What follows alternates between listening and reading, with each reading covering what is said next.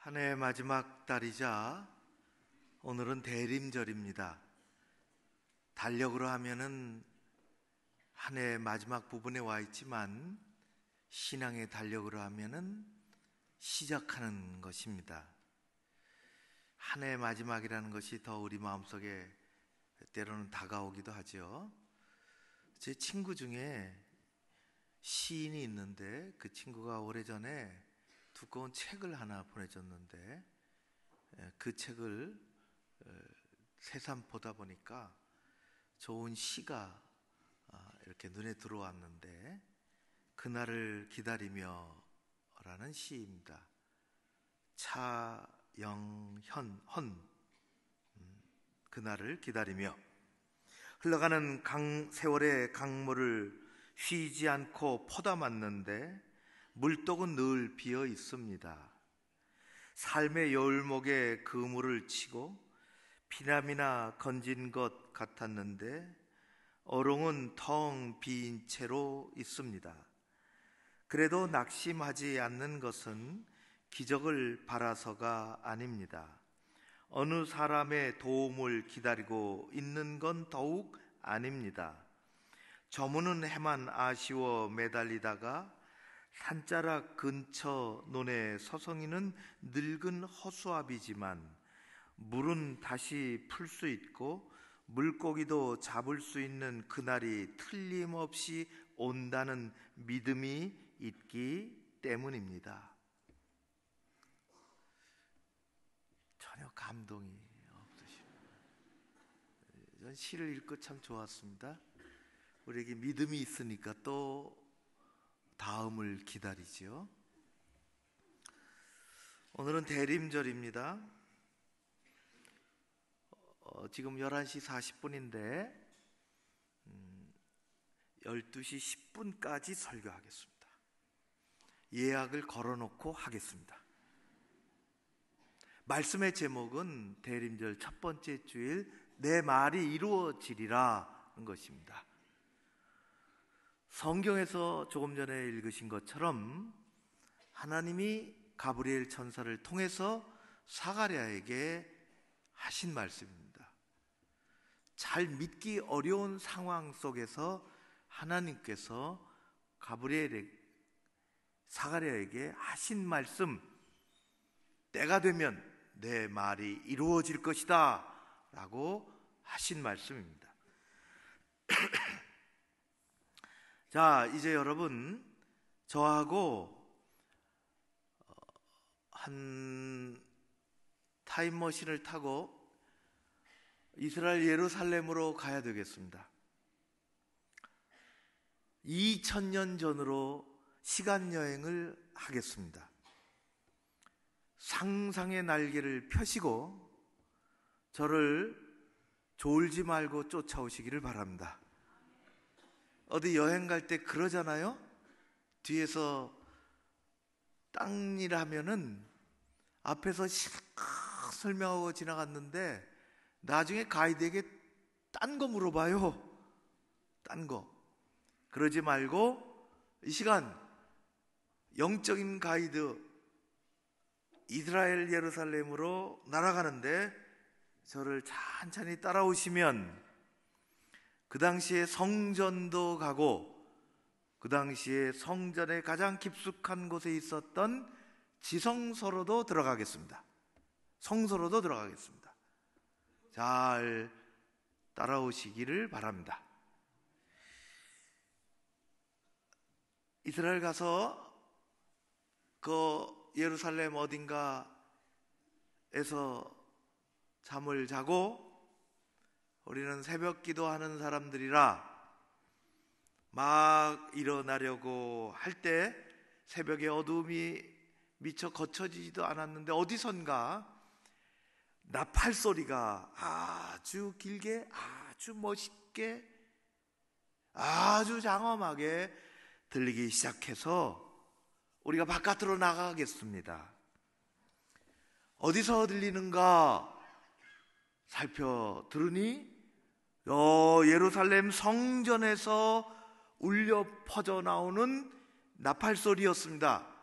한 번도 아니고 3번씩 아주 길게 울리는 나팔 소리, 마치 어느 부대에서 군인들이 고온히 잠들고 있는데 기상나팔로 깨우는 것처럼 새날이 왔다고 잠든 세상 모든 백성들을 깨우는 소리였습니다. 이것은 그날만 그런 것이 아니라 매일 아침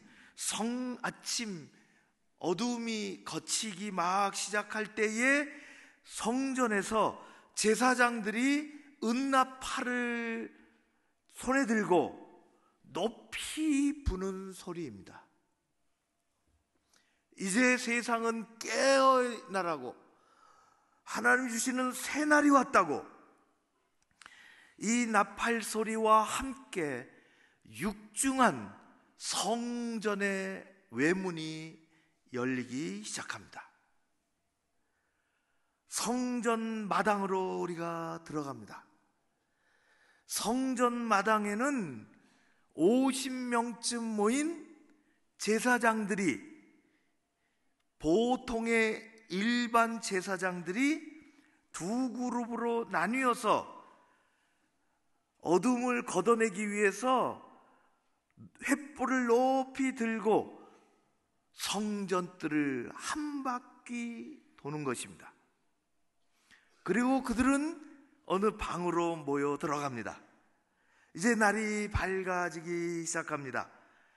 방에 모여서 하는 일은 제비 뽑는 것입니다. 50명이 제비를 뽑습니다. 로또 추첨하는 게 아니라 오늘 우리가 이 성전에서 거룩한 일을 나누어 맡을 터인데, 이것이 내 개인의 욕심이나 생각이 아니라 나는 뭐 하고 싶다, 나는 뭐 하고 싶다, 그런 것이 아니라 자신의 욕심이나 생각을 배제하고 하나님의 뜻에 맡기기 위해서, 하나님 어떤 것을 맡기시든지 오늘 이 성전에서 부족한 저에게 맡기신 것을 잘 감당하겠나이다 하는 순종의 모양으로 제비 뽑는 데 동참하고, 그래서 제비가 뽑히면 어떤 사람은 성전뜰에서 어린 양을 잡을 것이고, 어떤 사람은 희생제물의 각을 뜰 것이고, 어떤 사람은 피를 받아 번제단에 뿌릴 것이고, 어떤 사람은 성소에 들어갈 것이고, 금촛대를 손볼 것이고, 어떤 사람은 금향단에 불을 지필 것이고, 각각 나누어서 합니다. 이제 날이 밝아오기 시작하며 성전 어느 방에서 제비 뽑기가 마쳐지면 하나님의 오늘 드릴 희생제물 어린 양 한 마리가 끌려 들어옵니다. 매일같이 그렇게 드리는 것입니다. 예배 하나님께 드리는 것이죠. 어린 양이 제물에 합당한지를 어느 제비 뽑힌 제사장이 검수를 합니다. 이것은 하나님께 드리기에 합당한 어린 양인가?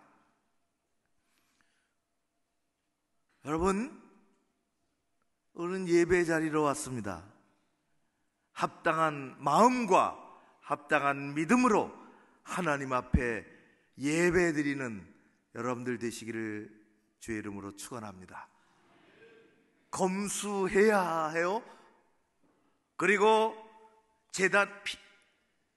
어린 양을 잡아서 각을 뜨고 제단에 피를 뿌리고 그 각을 뜬 거 가지고 태워서 하나님 앞에 올려드리고, 어떤 사람은 성소 안으로 들어가고 바깥에서 백성들은 기다리고 기도하고, 성소로 들어갈 제비 뽑힌 사람은 성소에 들어가서 아주 중요한 일, 가장 중요한 일은 분향단에 불을 올리는 것입니다. 이 제비 뽑혀서 여러 일들을 돌아가면서 하지만은 매번 오는 것도 아니고 일주일에 한 번씩 그렇게 오는데, 이 성소에 들어갈 제비에 뽑힌다는 것은 너무나 두렵고 너무나 거룩한 일이고 너무나 감격스럽고 너무나 떨리고 일생에 한 번 있을까 말까. 우리 오늘 누가복음을 읽은 대로 이 가장 중요하고 두려운 일에 뽑힌 제사장의 이름은 사가랴였습니다. 오늘 그 사람이 뽑혔어요. 너무 떨리고 너무 감격스럽습니다. 내가 감히 성소에 들어갈 수 있다니, 내가 제비에 뽑혔단 말인가? 하나님이 나를 택하셨나?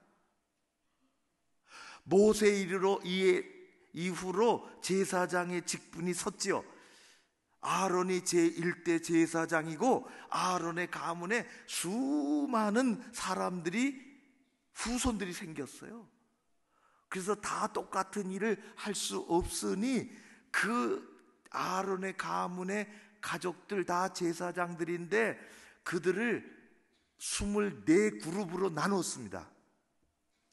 예수님 당시까지 24그룹이 있었어요. 그 그룹을 반차라 그렇게 말하기도 하고 반열이라 그렇게 얘기하기도 합니다. 24반열로 구성되어 있는데 오늘 한 주간에 한 반열씩 그렇게 돌아가면서 정해진 순서 따라서 오는데, 이번 주간에 하나님 앞에 일하려고 모인 반열은 아비야 반열입니다.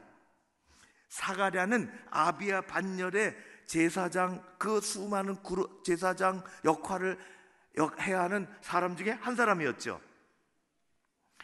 사가랴는 이미 나이가 많아 얼굴에 주름살이 있지만은 참으로 아름답고 거룩한 얼굴을 가지고 있었으며 어느덧 60성상에 그의 머리에는 흰 눈이 쌓여 있었습니다. 그는 하나님을 향한 경건한 신앙과 사람들에게 자연스럽게 풍겨지는 훌륭한 인품의 소유자였습니다. 사가랴는 거들먹거리는 바리새인들이나 괜히 콧대를 높이고 있는 랍비들과는 전혀 다른 삶을 사람들에게 보여주고 있었습니다. 한 해, 두 해 꾸미려고 그런 것이 아니라 그의 60평생의 삶의 결과가 그렇게 보여지는 것입니다. 그래서 성경은 오늘 말씀에 사가랴를 일컬어 하나님 앞에 의인이라 그렇게 말하고 있습니다. 이는 우리가 따라가야 할 신앙입니다. 우리는 비록 의인이라는 말을 듣기는 어려워도 구원받은 그리스도인으로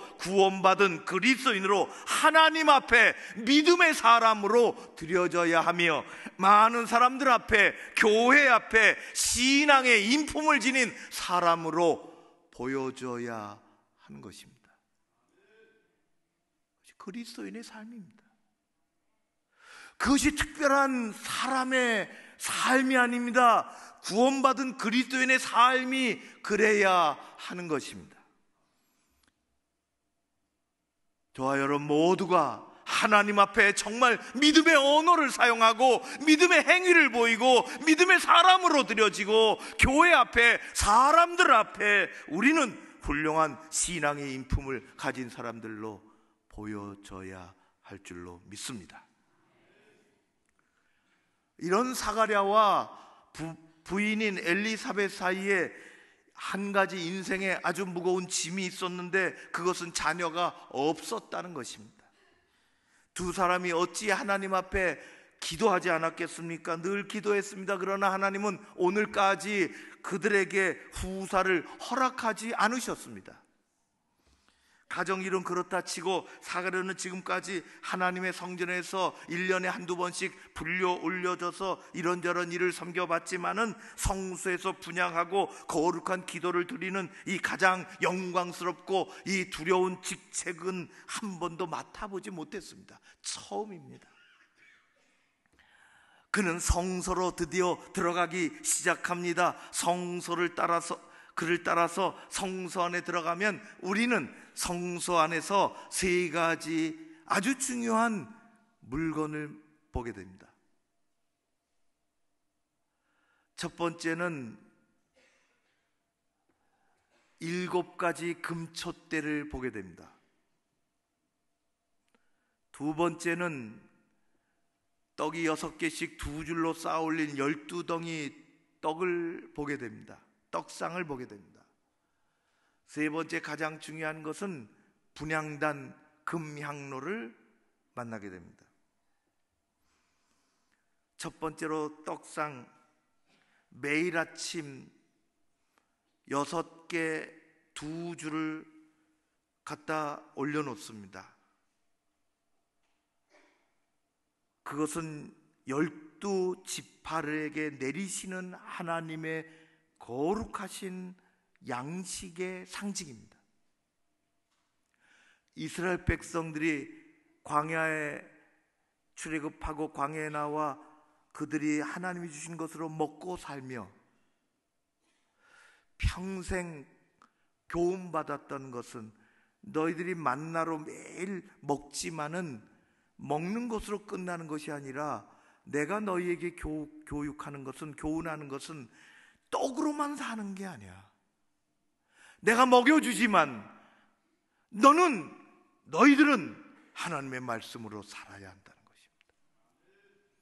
그래서 2줄로 쌓아 올린 이 떡은 하나님이 이스라엘 백성들 12지파에게 내리시는 말씀을 상징합니다. 하나님의 말씀으로 예수 그리스도께서 이 땅에 오셨습니다. 사가랴가 그것을 보고 있죠. 예수 그리스도께서 오셔서 요한복음 6장에 보면은 이렇게 말씀하십니다. 나는 하늘에서 내려온 살아있는 떡이라. 사람이 이 떡을 먹어야 영생하느니라. 교회 와서 예배드리며 하나님 말씀 들으며 하나님의 말씀을 먹지 않으면 예배 헛되리는 겁니다. 매일 배고픕니다. 겉모습은 모르지만 영혼이 굶주립니다. 그래서 그 길이 삐뚤어집니다. 예수 그리스도는 우리가 먹어야 할 떡으로, 하나님이 보내주신 떡으로 이 땅에 오셨습니다. 예배드리며 하나님의 말씀을 양식으로 취하며 그것으로 배부르며 영혼의 부요함을 누리며 사는 여러분들 되시기를 주의 이름으로 축원합니다. 두 번째 만나는 것은 금초대입니다. 7가지 금초대는 완전한 것을 의미합니다. 금초대의 그 불은 꺼지지 않습니다. 하나님은 빛이시지요. 하나님은 빛으로 이 세상의 어둠을 밝히십니다. 하나님은 빛으로 이 땅에 예수 그리스도를 보내주셨습니다. 그래서 예수님은 요한복음 9장에 보면은 이렇게 요한복음 12장에 보면 이렇게 말씀하십니다. 나는 빛으로 이 세상에 왔다. 나를 믿는 자는 어둠에 거하지 아니할 것이라. 예수님은 우리의 마음, 우리의 가정, 예수님이 계신 곳은 어둡지 않습니다. 어둠이 몰려갑니다. 여러분, 우리의 가정, 내 삶의 어두운 부분은 예수 그리스도께서 좌정하시면, 임하시면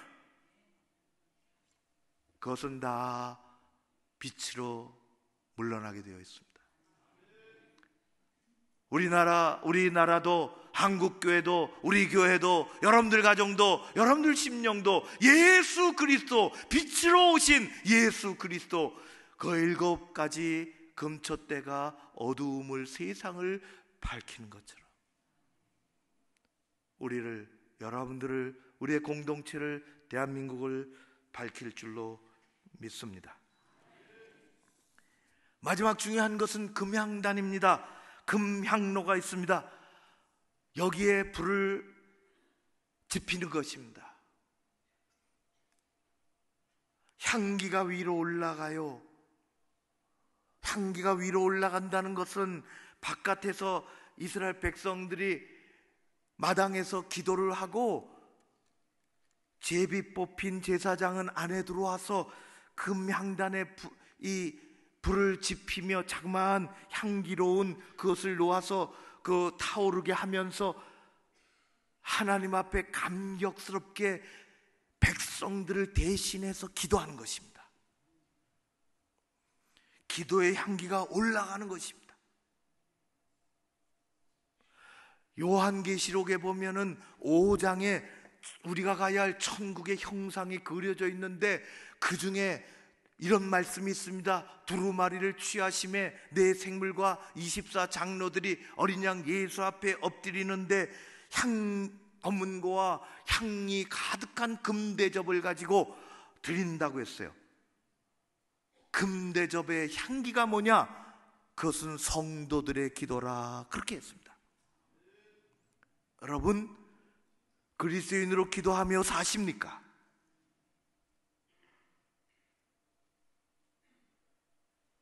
내롱얼싹 기도입니다. 기도는 아주 하나님이 좋아하시는 하나님 앞에 향기라고 그렇게 했어요. 성소 안에 들어온 제사장의 가장 큰 일은 성소 안에 분향단을 피우고 하나님 앞에 두렵고 떨리는 마음으로 백성들을 대표해서 기도하는 것입니다. 같은 시간에 하나님의 백성들은 마당에서 자신의 죄를 고백하며 하나님 앞에 기도하고 있지요. 사가랴가 분향단에서 불을 붙이는 순간 두 손을 모으고 거룩하신 하나님 임재 앞에서 기도하려고 하는 그 순간, 아주 신비로운 그런 감격 속에 경건한 마음의 옷깃을 여미며 머리를 숙이려고 하는 순간 그는 영적으로 무엇을 느꼈습니다.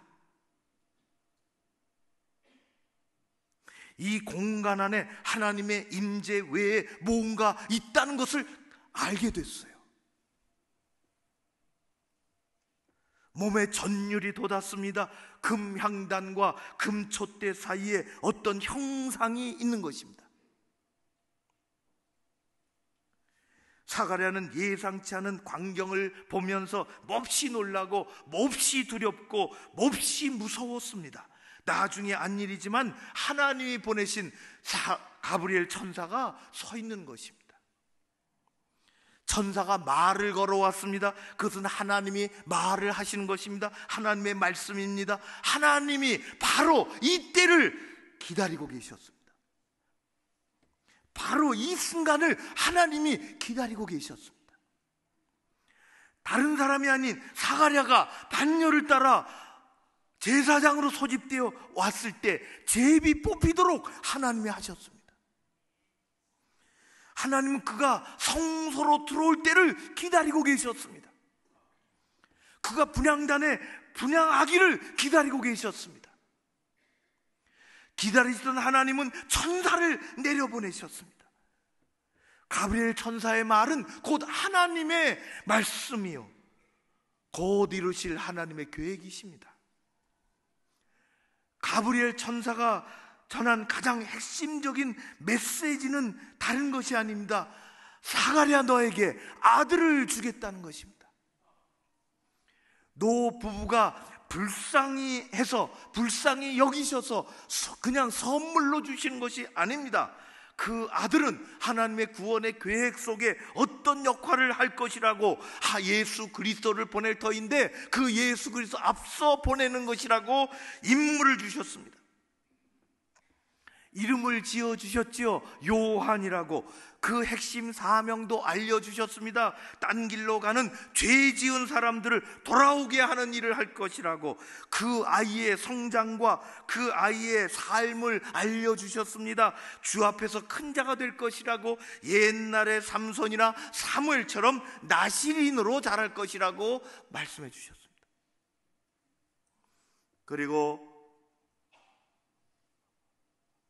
한 가지 중요한 확실한 증표를 주셨습니다.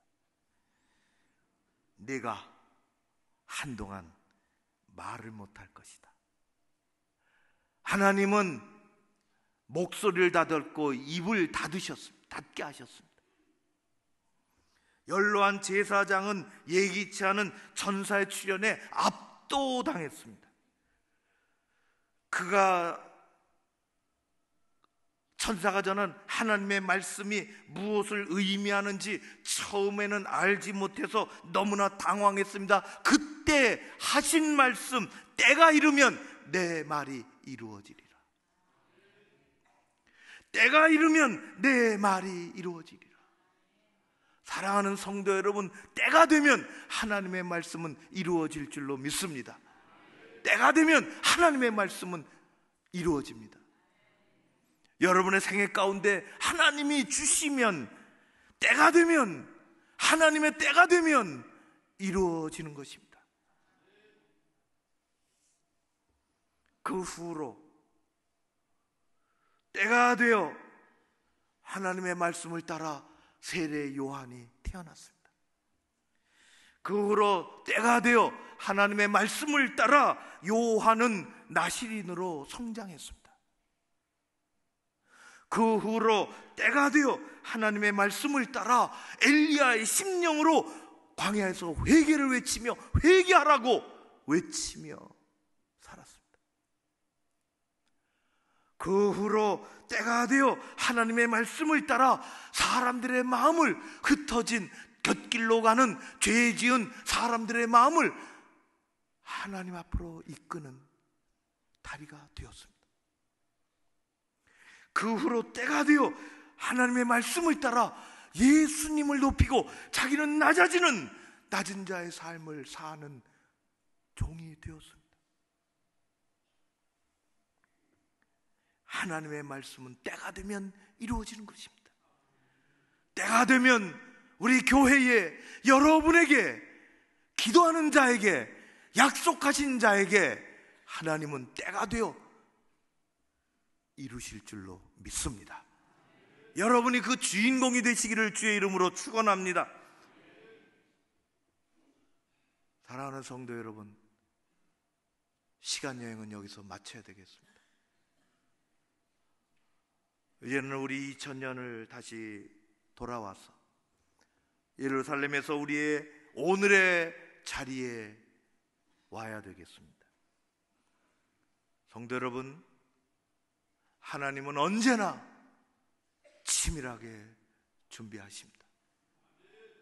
하나님은 아주 치밀하게 준비하십니다.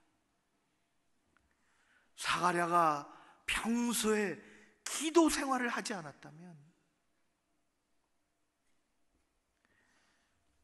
그는 성소에 들어가서 느닷없이 가브리엘을 만났을 때 기절하고 심장마비로 죽었을 겁니다.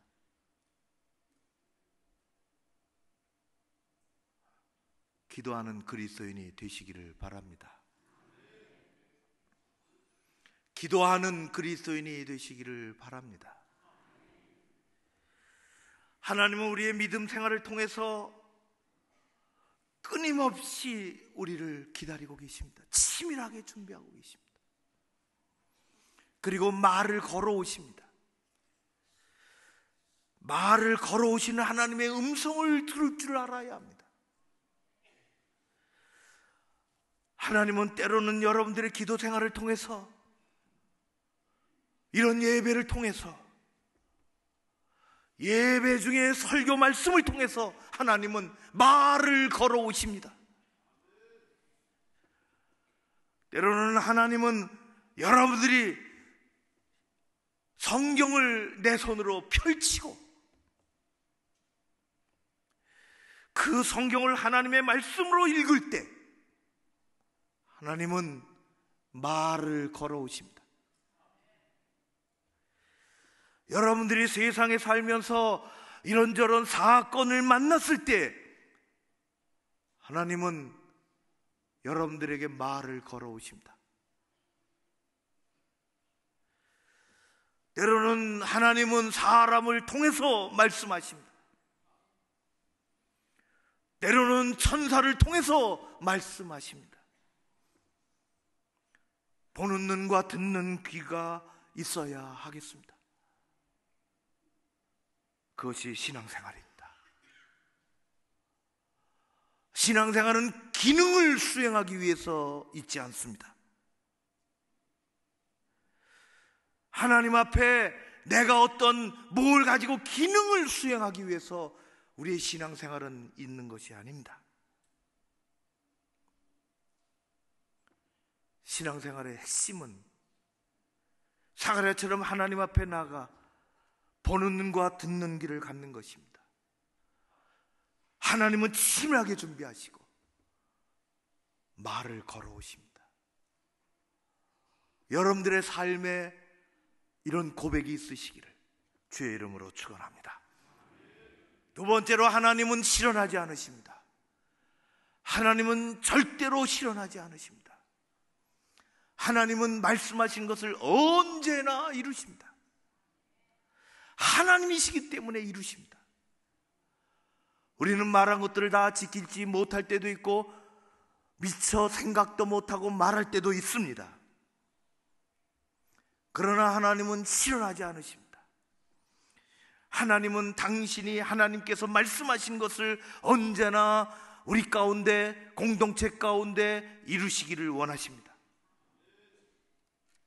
둘 중에 하나입니다. 지금 이루시든지 다음에 이루시든지. 그것을 하나님의 때라고 이야기합니다. 때가 참에 예수 그리스도 오셨습니다. 그때는 하나님의 때입니다. 우리의 믿음의 생활이 참 많습니다. 그러나 우리의 믿음의 한 축은 그때를 기다리고 인내하는 것입니다. 대림절은 그것을 연습하는 것입니다. 우리는 이 땅에 고아처럼 혼자 살지 않습니다. 하나님은 우리와 동행하시고 우리의 믿음의 길을 따라 성취하십니다. 예레미야 선지자를 통해서 하나님 말씀하셨습니다. 예레미야는 이렇게 이야기합니다. 이를 행하시는 여호와, 그것을 만들어 성취하시는 여호와, 그 이름을 여호와라 하는 이가 이와 같이 이르시도다. 너는 내게 부르짖으라, 기도하라. 하나님을 믿는 백성들이 어찌하여 기도하지 않느냐? 기도는 특별한 사람이 하는 것이 아니라 너는 내게 부르짖으라. 부르짖는 자에게 내가 응답하겠고, 내가 알지 못하는 크고 은밀한 일을 내게 보이리라. 사가랴는 듣고 보았습니다.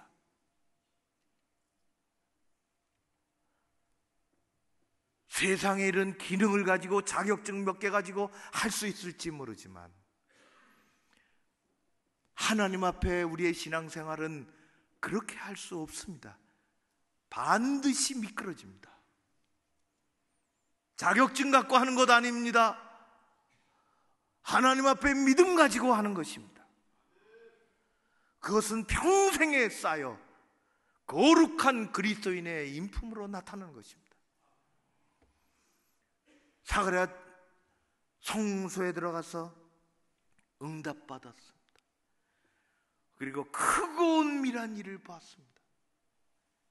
사랑하는 성도 여러분, 하나님은 준비하시고 하나님은 우리에게 말을 걸시고 우리는 보는 눈과 듣는 귀를 열어야 하는 것입니다. 하나님의 은혜가, 그런 마르지 않는 은혜가 여러분들 가운데 가득하시고, 그래서 세상의 일이 풀리고, 그래서 우리의 가정의 일이 풀리고, 그래서 내 인생이 풀리고, 그래서 교회가 하나님 앞에 쓰임받고 복된 우리의 삶이 되기를 주의 이름으로 축원합니다. 고마우신 아버지 하나님을 찬양합니다. 치밀하게 일하시는, 계획하시는 하나님, 누구를 제비 뽑으셔서 불러들이시는 것처럼 우리가 보는 눈과 듣는 귀를 가지고 보여주시고 말 걸어오시는 하나님 앞에 나아가기를 원합니다. 보여주옵소서, 말씀하옵소서, 겸손케 하옵소서. 우리 아버지께서 역사하여 주시옵소서. 일꾼이 필요한 시대에 많은 사람들, 겸손한 일꾼들, 믿음의 사람들 세워 주시옵소서. 예수님 이름으로 기도하옵나이다. 아멘.